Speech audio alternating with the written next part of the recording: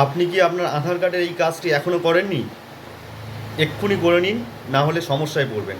আসুন দেখিয়ে দিই কী করতে হবে।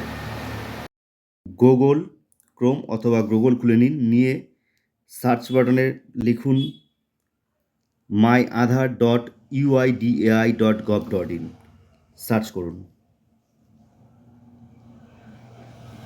দেখতেই পাচ্ছেন এখানে খুলে গেছে welcome to my Aadhaar. Log in অপশানে ক্লিক করুন।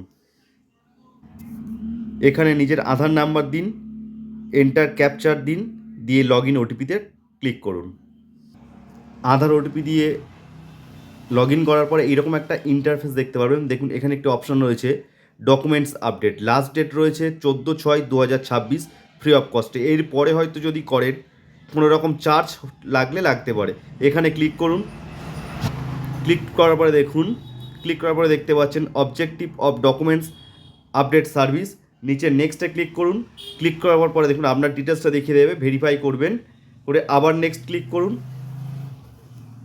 এখানে দেখুন দুটো জিনিস দিয়ে দিয়েছে, please upload the proof of identity POI documents, আর upload proof of address POA documents.